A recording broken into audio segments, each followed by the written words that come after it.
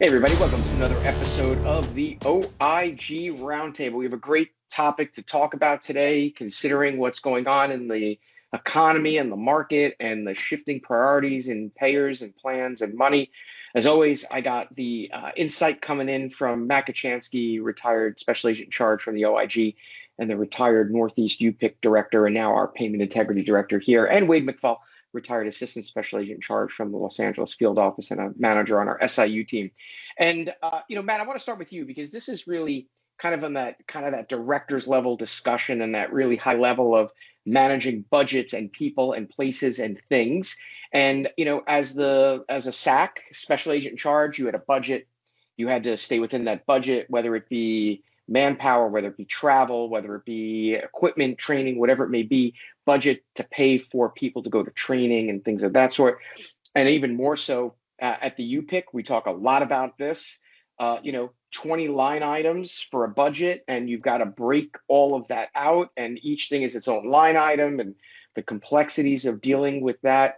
I know a lot of people don't know this. You're only 35 years old, but working for 40 years in government contract and work, it's aged you.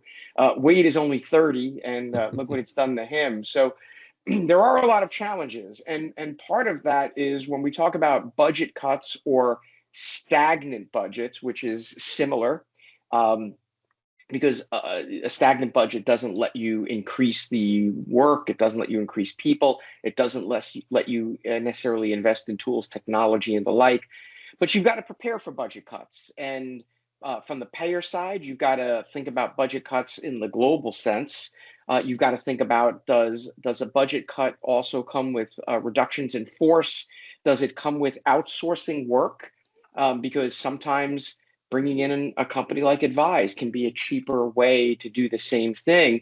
And it does require a lot of moving parts. And, what we're seeing now is we're seeing a lot of payers having budget cuts, and that affects the bottom line. We've brought some people here in recently who were the result of budget cuts from the SIU budget of plans and things of that sort. And it's a very complicated set of moving parts. It's not just the squeaky wheel. And it's not just, you can't just throw money to things. Money does not fix the problem. You can't just say, if I had a budget to hire 5 more investigators, I'm going to be able to achieve this. That's not always the case. And so there's going to be a lot of those moving parts. Some of it could be those work plans, both on the program side, the SIU side. Those moving parts can really affect the way that a plan operates, and it can affect the way an SIU operates. You got to pre-plan for a lot of these things, right? Absolutely. Yeah. At the UPIC, we had, our budget was set every year, but it was so complex. We had to arrange resources throughout the year to meet the different budget parameters and limitations we had.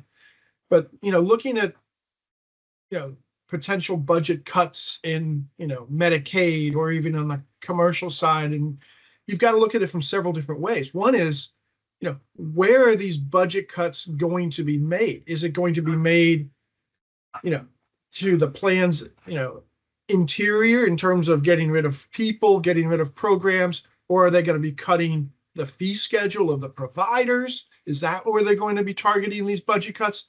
All of those things have to be taken into consideration by the program integrity folks, because where those budget cuts are taking place is going to have a heavy impact on how you have to plan for those things when they occur and what steps you have to take.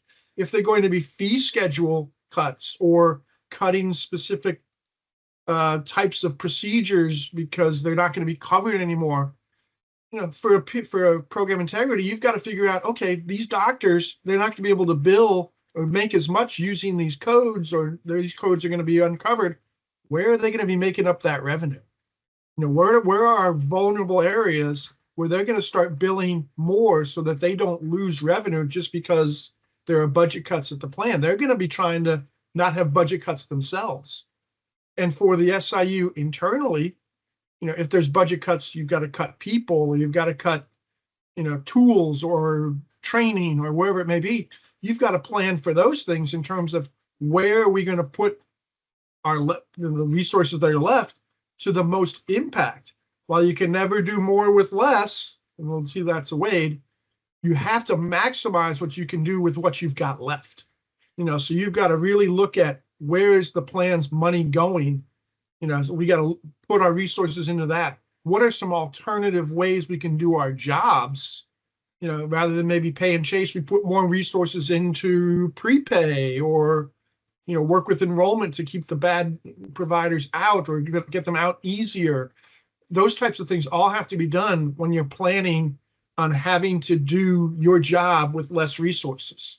So you really have to focus on where are the budget cuts going to take place, and then look to see how you can adjust to those things.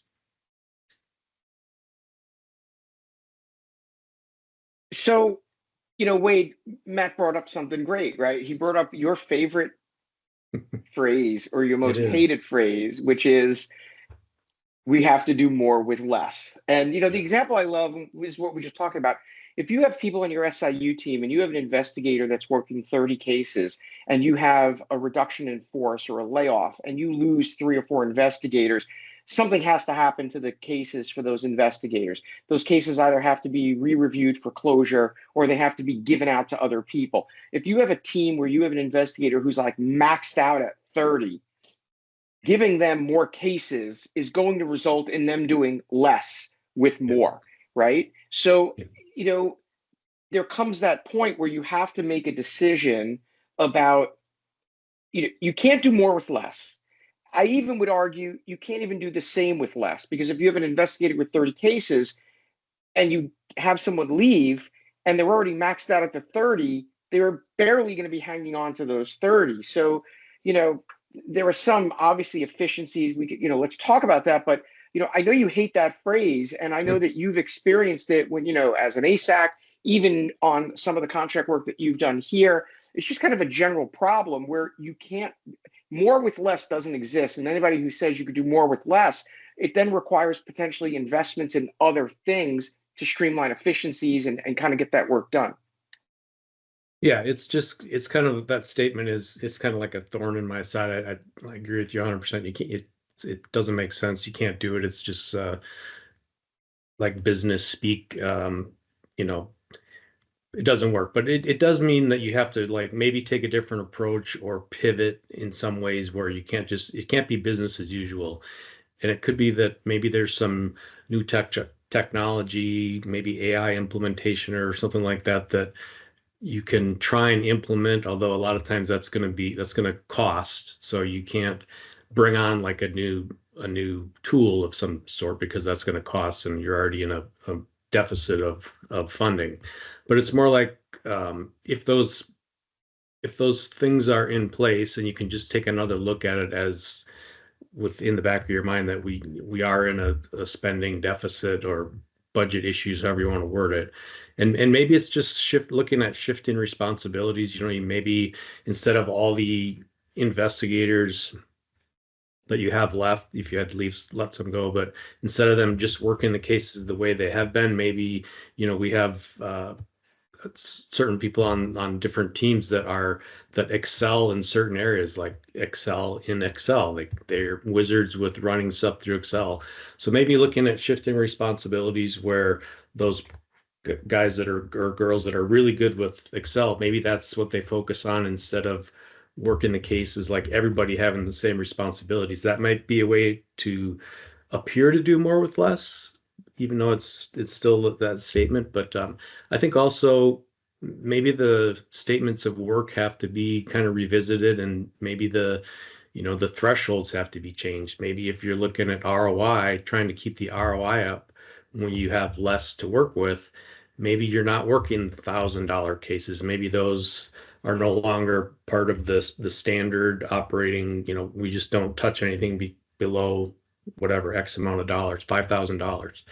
So that time that's spent on a case, it's, as we've talked about before, the same amount of time is spent on a $2,000 case is often as a $30,000 or $50,000 case.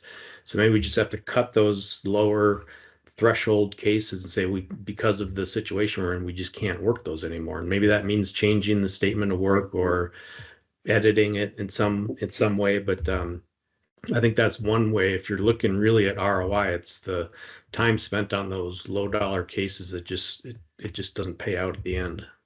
Well, let's talk about that for a minute because one of the things that we ran into, we've seen with some of the work that we do and just the landscape in some of the states is that you enter into a statement of work to run a special investigations unit for a payer, and there's language in there that says you can do X, Y, Z, and then as the contract begins to develop, the state changes a rule that says you can't do this or you can do that, and that changes the landscape because maybe you were able to do some, maybe we, as a real example, there are some states out there that allowed statistical sampling, and then the state then changes the rule and says you can no longer do statistical sampling anymore.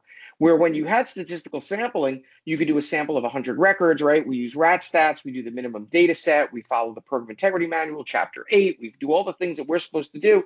And then the state comes in and says, no, we changed our mind. We no longer are allowing any of our payers to use statistical sampling as a methodology. You have to use actuals. Well, the problem becomes that when you did statistical sampling with extrapolation, you're going to get a larger dollar amount potentially as an overpayment. Now it's not. And now they're saying, well, okay, you can look at 200 records. So you're increasing the number of records, but you're not potentially increasing what the ROI is going to be, right? 200 records with an error rate, even if it's 100%, if you're looking at E&Ms paying $50, you're at $50 times the 200 records, where if you did a statistical sample, and at $50, your extrapolation could be an error rate of 100% across the universe. And so you have to recalibrate that. Payers, I think, unfortunately get put into this position where the things that they were doing and the things that they budgeted for, because the states change their requirements for whatever reason, leads to a shift. And so the point that I think, that's a good point that you're making, Wade, is that this is why case reviews on a regular cadence are an important piece of the metric, because doing those case reviews allows you to pre-plan for these potential cutbacks that could occur. You don't really think about it in that sense, right? But if, for example, let's take it back to when you were, a supervisor, you have somebody that retires from your squad and there is no backfill for that position, and that person's retiring and they had a caseload of 20 cases, you need to be able to go back and look at those cases and say, what are we closing? What are we sending off to the UPIC? What are we just closing for nothing? What are we reassigning? So case reviews actually have a collateral effect.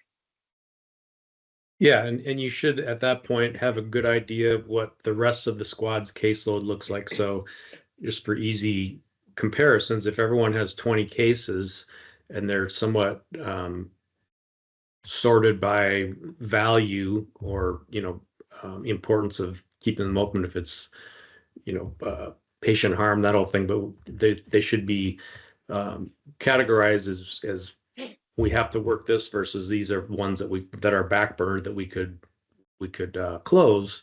So then you basically are going to take the bottom of the totem pole for agents that are still there, and you're probably going to remove a few of those cases, close them, and take the top of the retiring agent, just so that it's not a arbitrary closing of something that's more important, that's more money, that's got more ROI, by doing it randomly, as opposed to the supervisor being on top of what all the agents or all the investigators' caseload looks like. So you can really end up closing the ones that are the potentially the lowest return, whether it be just financial or in criminal cases, convictions, whatever. But if you have a good kind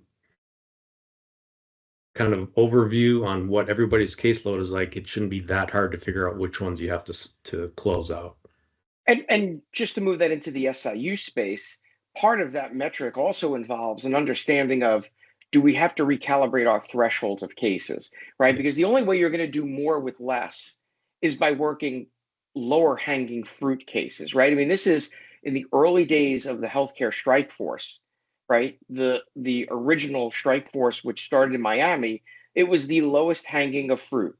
They would find the highest billers, the dirt lot, in Miami and 5 beneficiary interviews who said, no, I never got this orthotic, or I didn't get this right.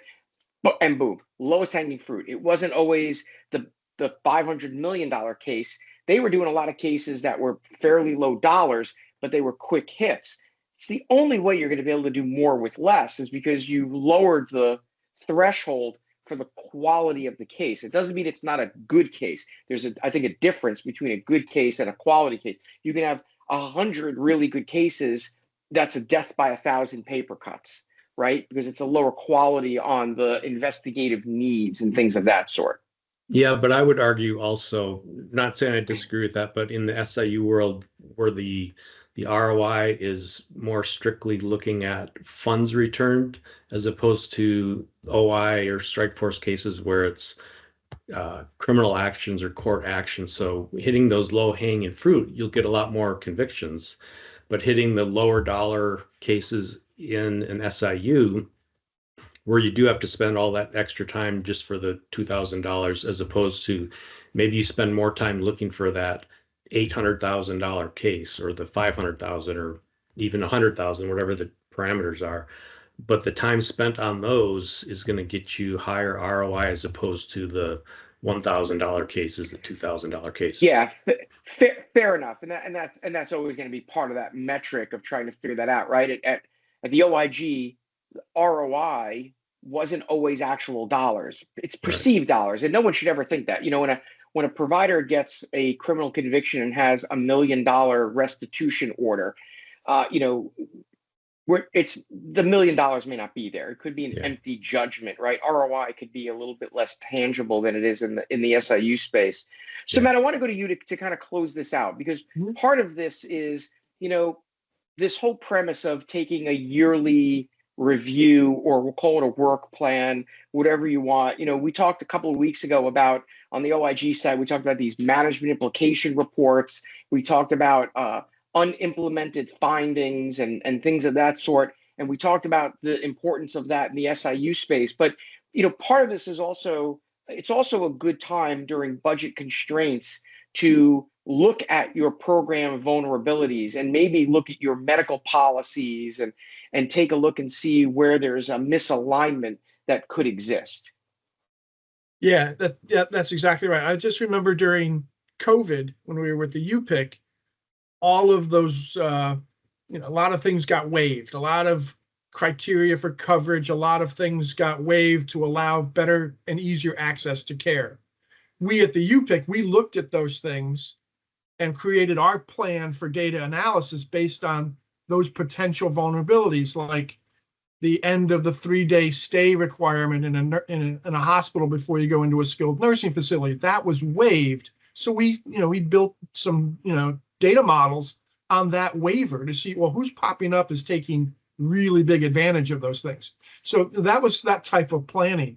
And that needs to take place, all the time, but especially in a budget cut where you really have to put your resources to where the plan is most vulnerable. Where's the money going? Where are the policies weakest? Where are there a lack of regulations, or there's there's no edits in place that can stop these things before they're paid? That's where you have to put your data resources and your investigative resources. And the other thing I wanted to bring up that Wade talked about, dropping those $1,000 cases, closing them.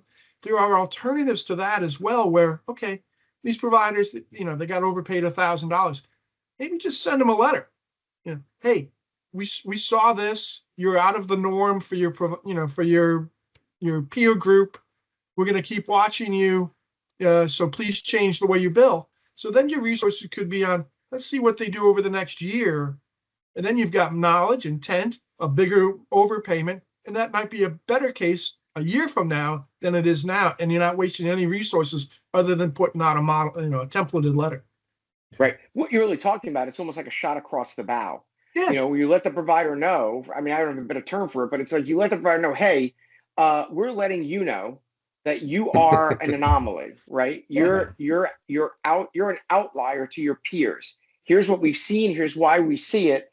If you continue on this path, well, you're not saying to the provider, hey, knucklehead, quit it. What you're saying is, hey, you're an outlier. continue this and you're going to be subject to an audit or an Further scrutiny, investigation yeah, or whatever it might want to put, yeah. whatever it might want to be. Yep. It's a little bit like, from the provider side, we always talk about from an internal compliance perspective, know your billings, know your data. The UPICs, Medicare, CMS, OIG, private payers, they all know what you're billing. You should know what you're billing. Being an outlier doesn't inherently mean that you're doing something wrong, bad, malfeasance, none of that. It just means you're an outlier. Be prepared to justify your actions Yep.